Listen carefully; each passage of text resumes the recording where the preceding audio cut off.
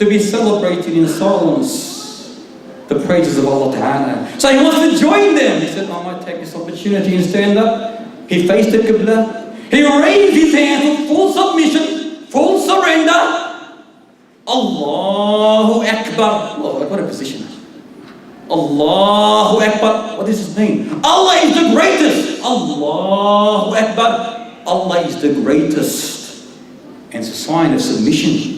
A sign of surrender. When you say every day, Allahu Akbar, what are you doing? You are surrendering. You are submitting. You are giving your life, your death, everything to the Almighty Lord that owns it. How many of us have thought of this?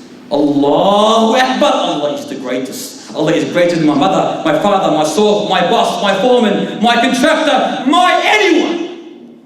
So he initiated in prayer, in the act of salvation, and began reciting beautiful verses with his sweet, captivating voice from Surah Al-Kahf. Suddenly a stranger was stalking the outskirts of the valley in search of Muhammad sallallahu alayhi wa sallam, swearing by Allah wal Uzza that he will not return until he sheds blood. Suddenly he saw the figure in the midst of the dark of Baghdad praying. He silently drew back his bow and let fly an arrow, which unerringly embedded itself where? In the flesh of Abbad. Now Abbad is fully absorbed, concentrating on the prayer. He's reciting verses in another world. He's in the world of Allah Ta'ala, in the world of the verses, thinking, contemplating, pondering at what he's reciting. Not today. Alhamdulillahi Rabbil Alameen, Ar-Rahman Ar-Rahim. Yeah, this looks good. Ar-Rahman Malik Yawmuddin. Cannot wait till the Imam finishes the service. So, when this arrow hit him, did you think he stopped prayer? No. Wallahi, as the narration mentions, he just calmly pulled the arrow out. Wallahi, as though you are pulling out or taking out a bindi from underneath your foot. You need today even a bindi. Ouch! Ah! Relative. When you're in prayer, you might step on a bindi when you're praying, and someone goes, relative! I have to stop prayer, it could be blood.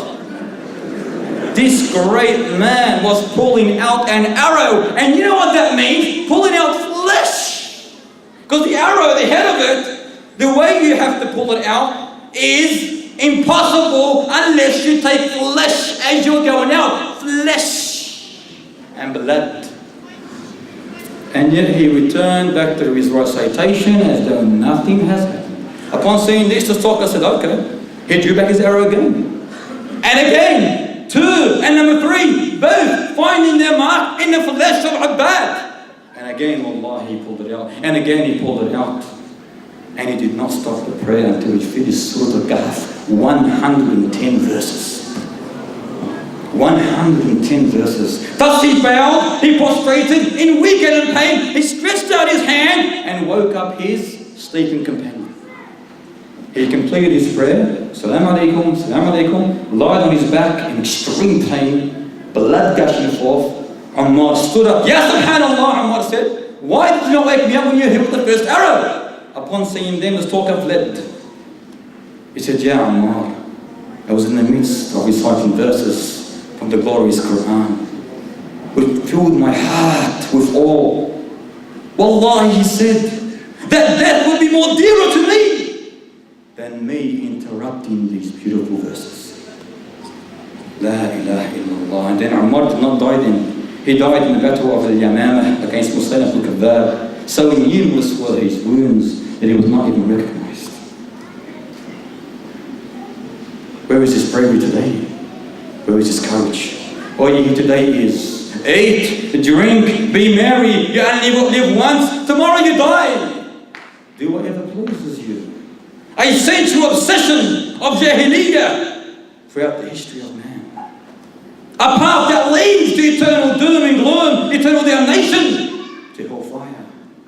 Yes, you only live once. Make sure your life is for the sake of Allah, because that life gives you only one chance, not two, one chance. And yes, you only die once, not twice, once. And make sure that death is honorable. Make sure that death is honorable. the sight of the Almighty Lord. The brothers are looking at me, saying, please cut it short. Brothers and sisters, there's a lot to speak about. These generation of light, these companions, those were the best of people, the purest in heart, they were the deepest in knowledge and the least sophisticated. Allah Ta'ala, just as He chose Muhammad ibn Abdullah sallallahu alayhi wa sallam to be the last messenger, He chose these lights, these companions, to be the companions of Muhammad sallallahu alayhi wa sallam and to establish His deen. Their ultimate aim, brothers and sisters, was one: to establish Allah's law in its entirety, in every single soul and upon every single inch of this earth. We must acknowledge their excellence. We must follow their footsteps. We must take and hold strongly to their ways and character. They are our example.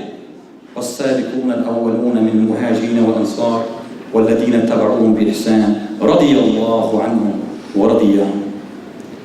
And the Sabiqun, the foremost to embrace Islam from the Muhajirin and Ansar, and those who follow them, let us follow them. Let us be in this verse. Let us be in this verse. Let us follow them. And those who follow them, Allah is well pleased with them, and they are with Him. This is the way of Islam. Oh Allah, make us like the generation of light. Oh Allah, make us respond with an immediate obedience to Your law, to the commands, to the legislations of Islam. Oh Allah, make us steadfast, make us firm, make us not waver in the path of adversity. Oh Allah, make us sacrifice our wealth for the sake of the Almighty Lord. Oh Allah, make us those who say when a command or prohibition confronts Him, سمعنا وأطعنا غفرانك ربنا وإليك المصير وآخر دعوانا الحمد لله رب العالمين.